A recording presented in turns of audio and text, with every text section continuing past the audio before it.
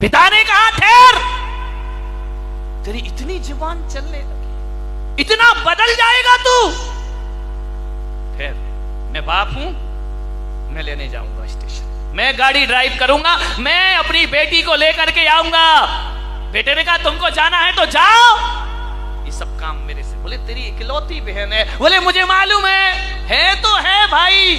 एक बात बता, ये इतनी महंगी महंगी मिठाइयां, इतने महंगे महंगे उपहार किस लिए मंगाए गए हैं? बोले बेटी आ रही है, ससुराल जाएगी, उसको देना पड़ेगा। अरे क्या जरूरत है उनको देने की? जब देखो तब उठाए मुंह चली आती है। मां को लगा यार ये लड़का बोल क्या रहा है, आज इसे हो क्या गया है। बोले क्या जरूरत इतने महंगे महंगे उपहार देने की, शादी में दे दिया ना सब, लाखों रुपए दे दिए, मैं कुछ नहीं बोला, मैं एक शब्द नहीं बोला। आपने 50 लाख रुपए इस लड़की की शादी में खर्च कर दिए। जब देखो तब उपहार, जब देखो तब आभूषण, कभी चेन, कभी अंगूठी, कभी पैसा, यही करते रहेंगे कि हम जिंदगी भर। आपने कहा यार तुझे हो क्या गया है आज? बोले आज मैं होश में हूं पूरे, कुछ नहीं मिलेगा, कोई आभूषण नहीं, उठाओ इनको अलमारी में बंद किया जाए। आपने कहा यार जब देखो तब यहां ससुराल से चली आती है। बाप मां ने कहा बेटा एक बात ध्यान रख, बहुत ज्यादा हो गई अब बात, वो मेरी लड़की है, बराबर का हक है उसे यहां आने के लिए। तेरा घर है तो उसका भी घर है, वो इस घर की बेटी है।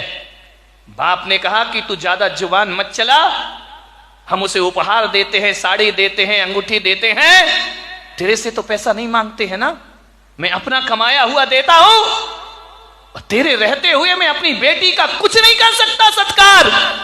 मैं क्या करता हूं, मैं तुझसे 1 रुपया मांगता हूं।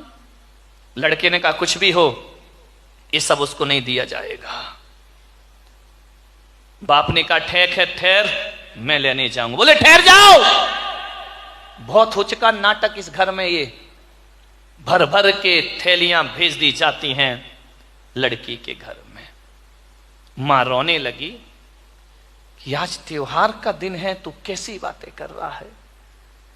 एक बात याद रख बेटा, जब तक हम जिंदा हैं बेटी इस घर में जरूर आएगी, कोई ताकत दुनिया की नहीं है जो रोक सके। हमने तुझे पाला है तो उसे भी पाल पोस कर बड़ा किया है, उस बेटी का अधिकार इस घर में पूरा रहेगा।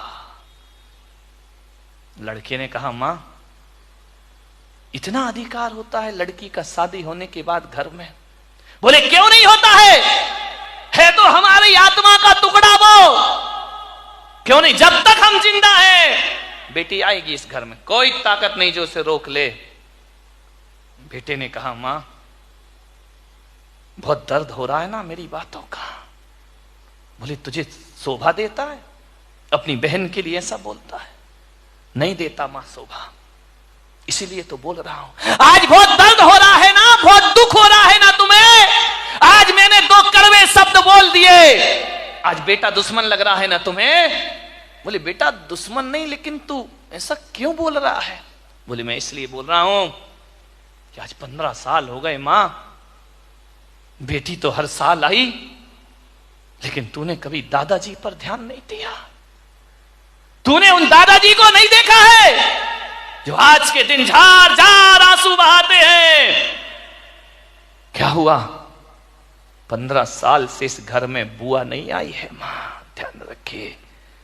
और जब जब बुआ आती है तुम्हारे यही ताने रहते हैं जो मैंने आज बहन के लिए तुम्हें ताने प्रदान किए हैं। ये घर मां यदि बेटियों का है, इस घर में यदि बेटियों का हक है तो सबसे पहली बेटी तो आपकी बेटी नहीं, मेरे दादाजी की बेटी का हक पहले होना चाहिए, मेरी बुआ का हक इस घर में पहले होना चाहिए। मेरी बुआ जी 15 साल से नहीं आ पा रही है यहां, क्योंकि आपने जो अपमान उसका किया है, ये शब्द मेरे नहीं है मां, ये तूने ही तो कहे थे कि जब देखो तब चली आती है, यही शब्द तो मैंने बहन के लिए कहे हैं। और जब तुमने कहे थे कि इतना खर्चा होता है इस ननंद के आने पर, तो मेरे दादाजी ने भी तो यही कहा था ना कि मैं अपनी कमाई दौलत देता हूं, तुमसे क्या मांगता हूं। उस पर ब्रेक कौन होते हो तुम लगाने वाले, रोक लगाने वाले कौन होते हो? क्या इस घर में बुआ नहीं आना चाहिए? उसका भी तो घर है ना ये।